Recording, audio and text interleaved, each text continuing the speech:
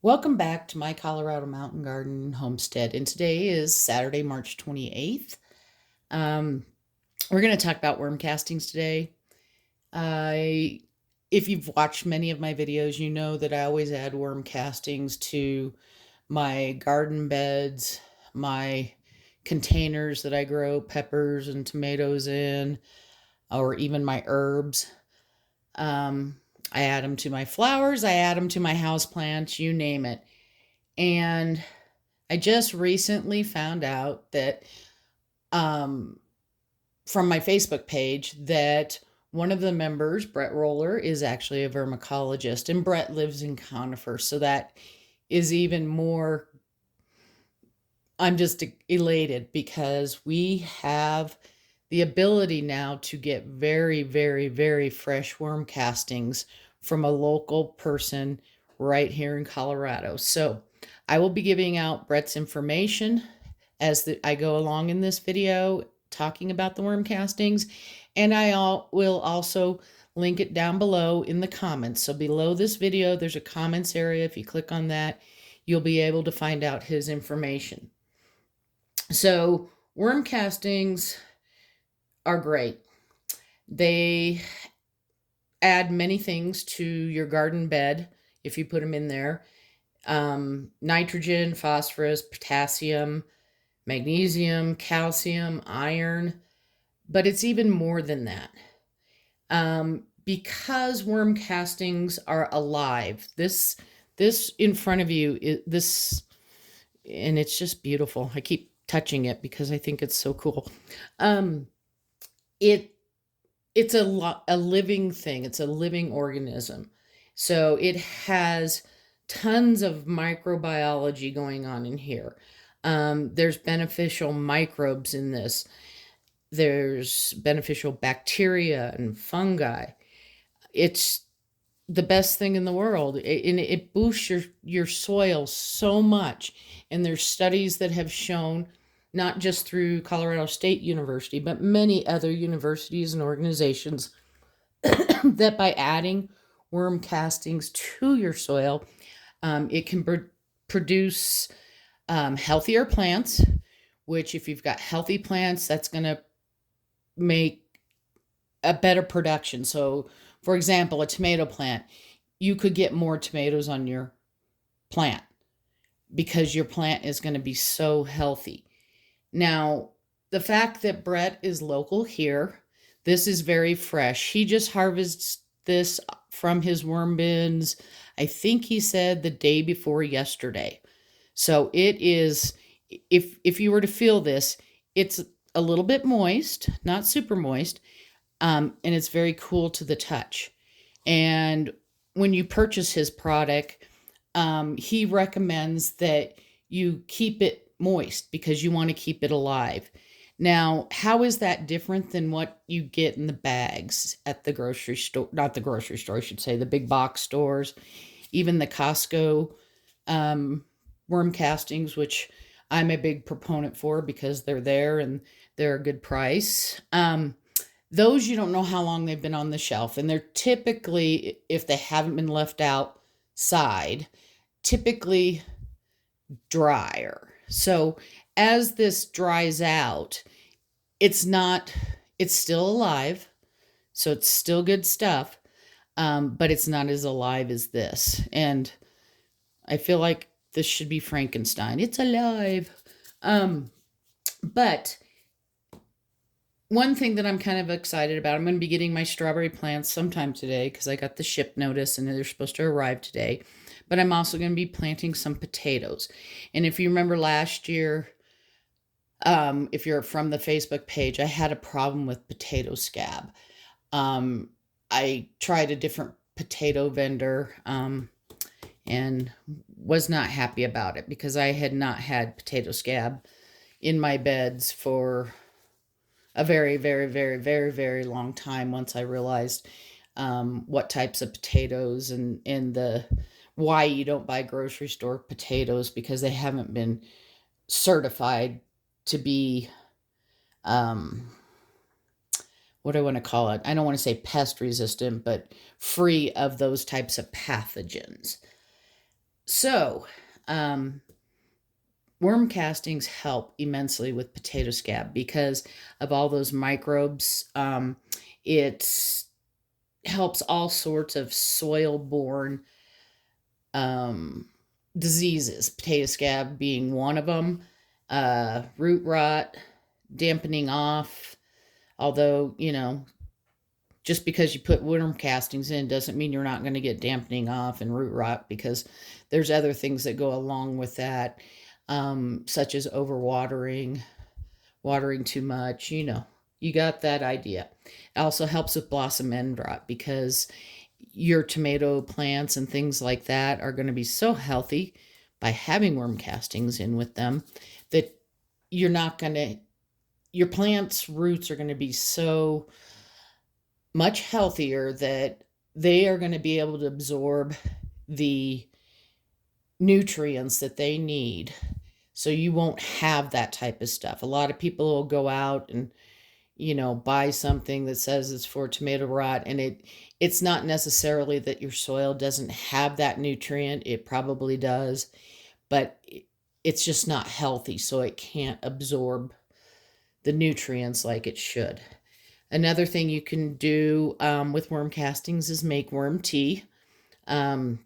Usually, I believe it's about a cup of worm castings to a gallon of water. And then you want to let it steep at least overnight. If you have a bubbler in there, you can let it steep for a bit longer. But with that, you want to use it up immediately. You don't want to leave it there because those organisms will eventually die. But you can water your plants. You can use the tea as a foliar feed. So spraying your plants. Now, when you spray your plants, you want to make sure whatever you're spraying with has like a filter on it, on the part that's in the actual tea. Otherwise, it's going to clog up your spout. But that can also help with things like, what am I thinking of? Powdery mildew, and blight, early blight. Because because you're spraying that water, and there's those little microorganisms in the water. Those are going to fight off some of that bacteria and stuff that's forming on those leaves. So it's a great thing. Now, you can use worm castings in many ways besides the worm tea. For me, when it's out in the raised bed or it's in my pots, I mix worm castings in. But you can also top dress your plants. So in other words, like for my house plants, I top dress my house plants. So then as I water my house plants, this wonderful stuff goes into my houseplant soil. I don't feed my houseplants much. I use worm castings most of the time, and sometimes I'll use the kelp fertilizer, but it is kind of smelly. And if you have animals like dogs or cats, if they smell that, then they want to go mess around in there. But organic fertilizers, I do a lot of. Sometimes I have to up pot. Sometimes I just refresh my soil. That's about every 3 or 4 years. I'll actually refresh the whole pot if I want to keep it in there, which with some plants it's a little bit harder with because they don't want you to mess with the roots. But if you're having problems with your houseplants, I'm not the best person to ask advice from because I have killed many houseplants. I do much better in the garden with my vegetables and my flowers and things like that. Oh, let's see. What else can I tell you about these before we go into a little bit more about Bret and where he's at and what he has to offer? Let's see. I think worms break down organic matter, and then you get the worm castings. The microbes also break down the organic matter. That's why you want to amend with a good quality compost each year. I do mine in fall and in spring. In spring, when I start watering my garden beds, which I have had to do way more this year in the beginning, because of the drought. But a lot of times I don't have to do anything because we have snow and everything like that. But since it's been warm, everything's getting woken up now. My potato beds, what is going to be my strawberry beds, I'm going to have two of those that are about 3 foot by 4 foot. I think um, the science of raising worms is called vermiculture. Um, so if you go when you go to Bret's website, and he is at www.coloradowormfarm.com. He shows you pictures of his setup. He has application rates that he suggests. He has his normal pricing posted there, how to order, tells you a bit about um, his ranch and farm, which is Rolling R Farm and Ranch. He has a website for that too, which is www.coniferhomestead.com. Again, all of this is going to be down below, so you don't have to remember it. Gosh, I'm just excited. Like I said, I'm going to be uppotting my peppers today. And when my tomatoes, I'll be growing a few extra tomatoes. I'm going to play with a couple of them, and maybe one of them just put like my normal potting mix in, and the other one put some of these wonderful worm castings in, and just kind of see how it goes. Now, those ones I'll probably be giving to other people, but I just want to see how the growth goes, and if I see a difference in the growth of the ones that I have marked. It'll just be a fun little experiment for me, and I'll report back on that. But yeah, I didn't meet Bret. I actually didn't even know that I knew him, but I found out in talking with him that some of my sourdough starter that I sold, I think it was 2 years ago, his daughter actually bought some, and she's now still using that sourdough starter. And as you know, the starter is living just like these are. So that's kind of a fun little side note. I know many of you probably don't geek out as bad as I do, but I just want you to know it's kind of cool. So, excuse me. I have allergies and everything else, you name it. So, one thing I do want to mention is that starting April 1st, Bret is going to have his worm castings on sale. So you can give him a call. You can order it online.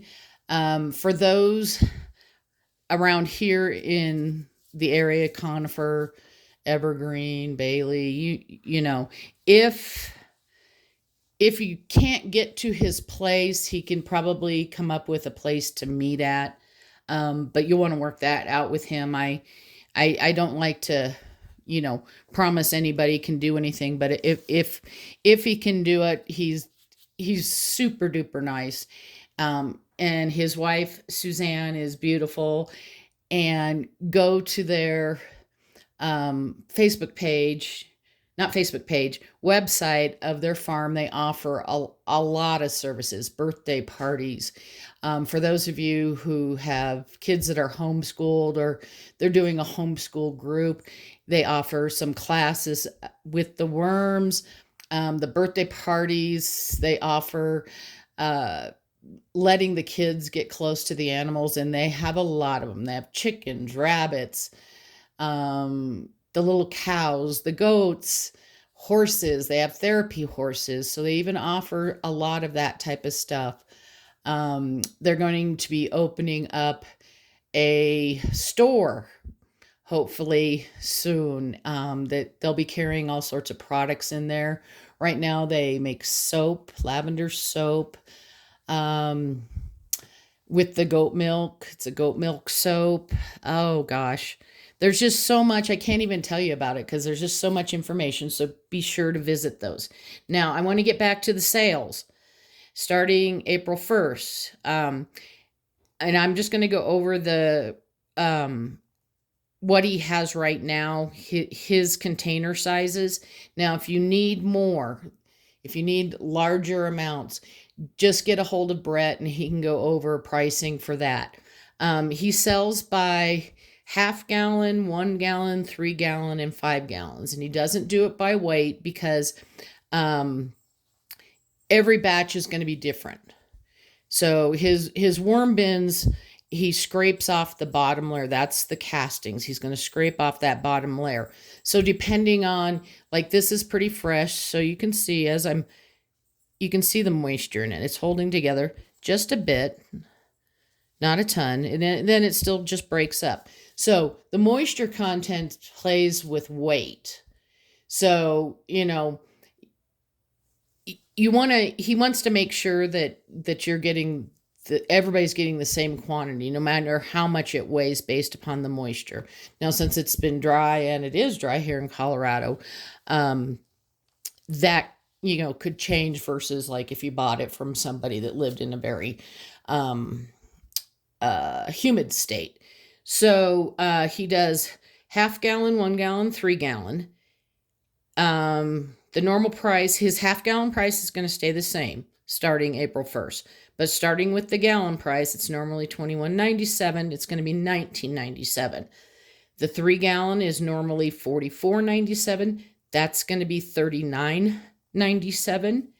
And his 5 gallon container, and he puts it in a big box because, he doesn't want to put in a bunch of plastic because we don't want to fill up the landfills. So he uses cardboard so that it can be recycled. But his 5 gallon is normally $57.97, and it's going to be on sale for $49.97. And when I talked to him, he said that he's probably going to be running this sale through April. So you got some time, but you may want to go ahead and get it ordered, even if you can't pick it up for a little while. That way he knows how much he's going to have and available for everybody. I'm just happy that he reached out and asked me if I'd like to take a look at his product. He actually helped us out a bit before I even knew he did this with our big greenhouse that blew down. He came and got the panels and stuff to help clean it up, and he can use it at his farm. I can't wait till I can get over there and actually see everything. I'm a big animal freak, and he's got dogs, cats, horses, chickens, goats. I think it's alpacas. I probably have missed many. He's got a lot, though. And again, super nice, as is practically everybody I meet up here in the mountains. So it's just the Colorado way, I should say, that people are pretty nice around here. But this is a product right here, and we don't get that chance that much anymore. I see all the big farmers markets, in the Midwest and, over in California, and I get jealous because ours aren't as good as that, and the open air markets that are always there. So I get a little jealous of that. So anytime I can brag about our Colorado products, I like to. So coming up, like I said, I'm going to be getting the strawberries. I have selected an everbearing and a June-bearing variety, and I'll go over that in the videos once I get those, show you what the bare root plant looks like. Potatoes that are going in are actually Yukon Golds. Unfortunately, that was like a little bit of a surprise to me. I didn't realize that I had ordered them, so I actually double ordered the Yukon Golds because I have another batch coming in around the 1st of May, but that's all right. We'll figure it out. Hope you're having a wonderful day. Please watch the weather, guys. We're now up to about a 64% chance here in Colorado of getting some type of weather. I don't know if it'll be snow or rain here in the mountains on Wednesday actually Tuesday, Wednesday, and Friday. So if you've got plants out there, if you've already moved some things in your greenhouses and stuff like that, frost cloth if you've got it. Don't put plastic directly on top of your plants because that's not a good insulator. And if that plastic is touching, that plastic is basically that leaf's gonna die because that plastic is not a good insulator, and anything that's touching it, as far as sensitive parts of a plant, it will die. So it's better if you want to put plastic over the top, put something like a light sheet or a light blanket down. I always keep my sheets, whenever I buy new sheets, I keep the flat sheet, and I use that to cover. I use flat sheets to cover when the hail's coming. If I didn't have a chance to get out, or if I don't have a cover that can handle the hail. So sheets are a good thing. It's really not time to be planting things like tomatoes and peppers outside. So if you've got them in your greenhouses, you're going to have to heat them because some of these temperatures at night are going to really start dropping. And while if you don't have a heater running, many greenhouses can keep that temperature up, but usually, unless it's right at freezing, usually if it's going to be dropping into the 20s, your plants are going to hurt in there. They're either going to die or you're going to stunt them. So it doesn't do much good trying to get things out too early. I know we're all itching because the weather has been so nice, but let's hope we get some snow. So you have a wonderful day. Happy gardening, and watch for those videos on the strawberries.